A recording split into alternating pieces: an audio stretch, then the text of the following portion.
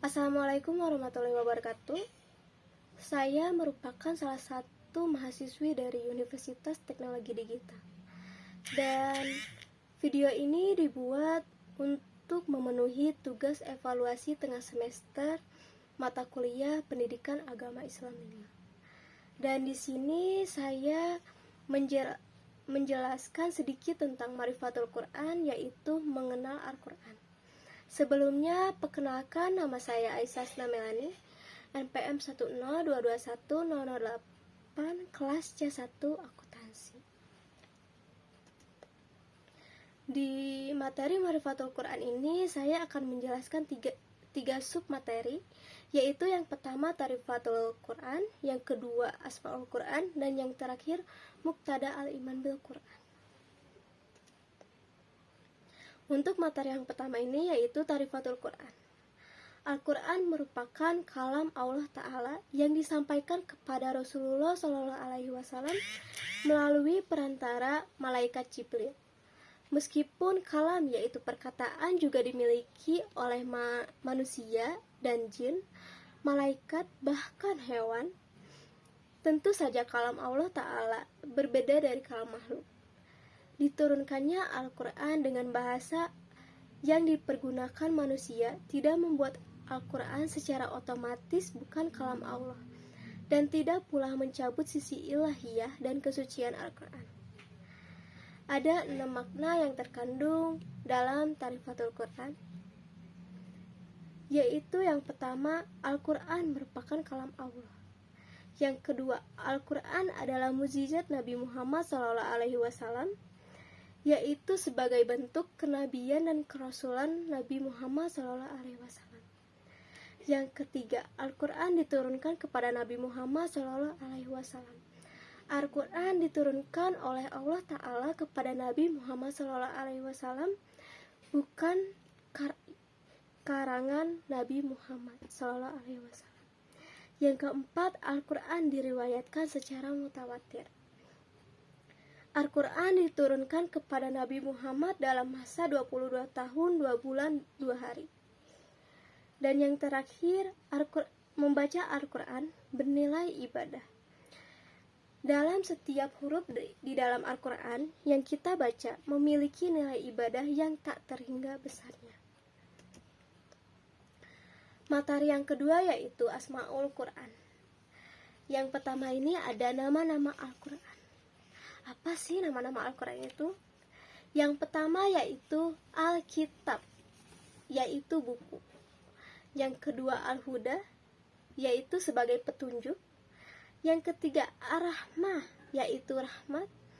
Yang keempat An-Nur, yaitu cahaya. Yang kelima Ar-Ruh, yaitu ruh. Yang keenam Asy-Syifa, yaitu sebagai obat. Yang ketujuh Al-Haq, yaitu kebenaran. Yang kedelapan Al-Bayam, yaitu penerang. Yang kesembilan Al-Mau'izah, yaitu pelajaran. Yang kesepuluh Al-Busyra, yaitu sebagai berita gembira. Dan yang terakhir Az-Zikir, sebagai pengingat atau pemberi pengingatan. Yang ketiga ada fungsi Al-Quran. Fungsi Al-Quran ini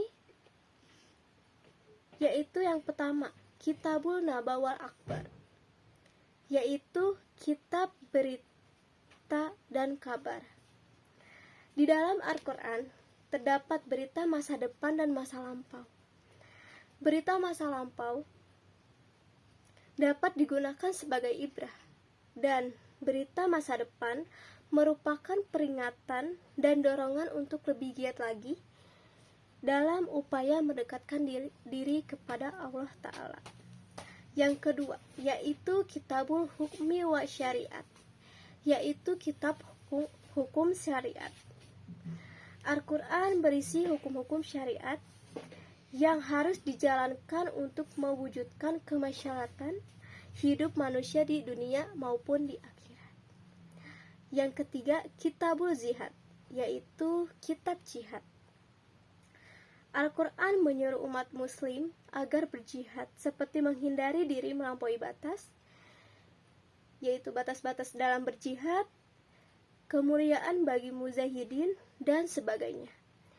Yang keempat yaitu Kitabut Tarbiyah, yaitu kitab pengajaran.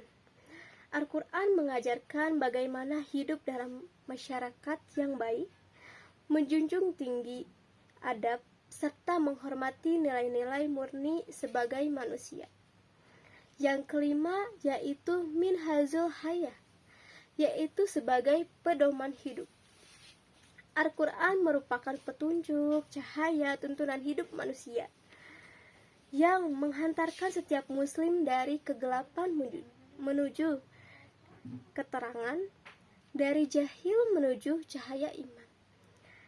Dan yang terakhir yaitu Izaz Ilmi, yaitu kitab ilmu pengetahuan. Al-Quran merupakan izaz ilmi karena ia menempatkan manusia di tengah etos ilmu dan membuka pintu-pintu untuk mengkaji ilmu pengetahuan. Selanjutnya yaitu materi yang ketiga, Muqtada al-Iman bil Quran. Yang pertama yaitu berhubungan erat Al-Quran. Apa sih yang membuat kita dapat berhubungan erat dengan Al-Quran itu? Yang pertama, belajar dan mengajarkan serta membacanya.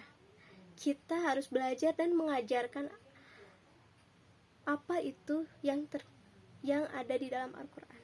Yang kedua, memahami dan mentadaburi isinya.